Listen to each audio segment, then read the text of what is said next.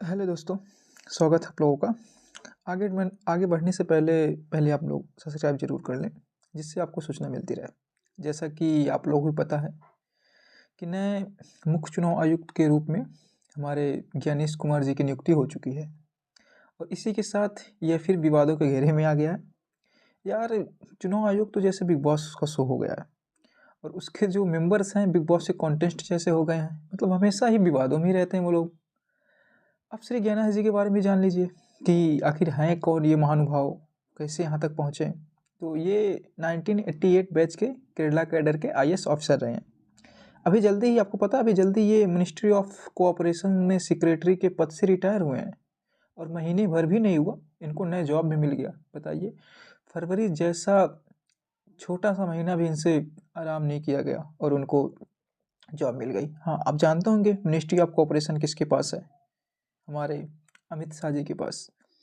इसके बाद देखिए, लोग कहते हैं कि देश में कितनी बेरोजगारी है। यहाँ इनको फरवरी जैसे छोटे महीने भर आराम करने को नहीं मिलता और मुख्य चुनाव आयुक्त के रूप में नियुक्त हो जाते हैं। और आप जानते हैं, होम मिनिस्ट्री में सेवा देते हुए ये राम जन्मभूमि, धारा 370 मतलब कश्मीर मुद्दा जैसे मुद्दों में प्रमुख भूमिका भी निभा चुके हैं। अरे, हमारे होम मिनिस्टर के खास हैं, तभी तो नौकरी इनके पास है। इस पिक में आप देखिए, लगता ही नहीं है कि मतलब ये चीफ इलेक्शन कमिश्नर बन रहे हैं। हमारे अमित शाह ही चीफ इलेक्शन कमिश्नर हैं। अभी ये राजीव कुमार के उत्तराधिकारी होंगे। राजीव कुमार से तो आप परिचित ही होंगे, जिनके समय में लोकसभा 2024, महाराष्ट्र, हरियाणा, दिल्ली जैसे निष्पक्ष चुनाव, मैं सही हूँ ना, हुआ है। शायद निष्पक्ष ही हुआ था। और इनका बारे में भी जान लीजिए, थोड़ा सा विवाद को भी जान लीजिए कि ये देखिए क्या है ना कि ये जो हमारे ज्ञानेश कुमार जी हैं, ये जो इलेक्शन कमीशन की नियुक्ति के लिए नए कानून पार्लियामेंट ने पास किया है, उसके अकॉर्डिंग बनने वाले भी नियुक्त होने वाले पहले चीफ जस्टिस है। अरे, वही कानून जिसके माध्यम से चीफ जस्टिस को चीफ इलेक्शन कमिश्नर की नियुक्ति की पैनल से बाहर फेंक दिया गया और एक कैबिनेट मिनिस्टर को शामिल कर लिया गया। अरे, अब सरकार की होगी तो सोच समझ कर ही की होगी। वैसे हमारे चीफ जस्टिस निर्णय देने से पहले जानते करते हैं आप लोग कि भगवान से पूछते हैं, भगवान से मार्गदर्शन लेंगे।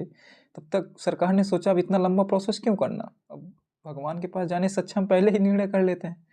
तो फिर उनके लिए तो संविधान तो खैर बाद में ही आता है। अभी नियुक्ति के इस कानून पर सुप्रीम कोर्ट में, अरे वही कानून जिसमें सुप्रीम कोर्ट के चीफ जस्टिस भगवान से निर्णय के बारे में पूछते रहते हैं, में याचिका दायर की गई है कि ये जो कानून है ये अपने आप में पूरी तरीके से लीगल है कि लीगल इलीगल है। बिकॉज अब जो विपक्ष है और जो कुछ ऐसे एनजीओस ऑर्गेनाइजेशंस हैं, उनको लगता है कि इलेक्शन कमीशन को निष्पक्ष होना चाहिए, इंडिपेंडेंस होना चाहिए। तो वो लोग अब इसके खिलाफ सुप्रीम कोर्ट गए हैं। अब देखते हैं कि अब भगवान से पूछने के बाद क्या निर्णय वो देते हैं। तो अब सरकार को भी जल्दी थी भाई, आगे बिहार का चुनाव है, तो सरकार ने सोचा कि अब नियुक्ति कर ही देते हैं, तो इनकी नियुक्ति हो गई। खैर, याचिका तो सुप्रीम कोर्ट में लंबित है। खैर, देखिए क्या होता है। ज्ञानेश जी को बधाई और शुभकामनाएं। और महीने भर के अंदर दूसरी जॉब मिल गई। यहाँ 2 साल 3 साल से तो हमारे यहाँ पेपर ही नहीं हो रहा है, एग्जाम ही नहीं हो रहे हैं। अब देखते हैं, इनके समय बिहार का चुनाव है, वैसे 2029 तक ये भूमिका संभालेंगे, ध्यान रखिएगा, निभाते हैं, मिलते हैं। और आप लोग को पता है, देखिए ना आप लोग, रणबीर इलाहाबादिया को सुप्रीम कोर्ट से राहत मिल गई और उनकी गिरफ्तारी होने पर रोक भी लगा दी गई। तो मिलती क्यों नहीं भाई? इनका जो केस है वो हमारे पूर्व सीजेआई चंद्रचूड़, जो डीवाई चंद्रचूड़ है, उनके सुपुत्र ने लड़ा है। अब जानबा करते हैं वो भगवान से पूछ के ही लड़े होंगे, बिकॉज उनके पिताजी वही करते हैं। अब क्यों ना इनको मतलब जमानत मिले? हमारे यहाँ तो संसद में लोग गाली गलौज करते हैं और ये थोड़ा सा एक कमेंट ही कर दिए थे, तो क्या हो गया था? अब इतने आउटरेज होने के बाद भी। चलिए देखते हैं, तब तक मिलते हैं किसी और ब्लॉग में। तब तक आप लोग अपना ख्याल रखिए। सोच रहा हूँ मैं भी अब बीजेपी ज्वाइन कर लूँ।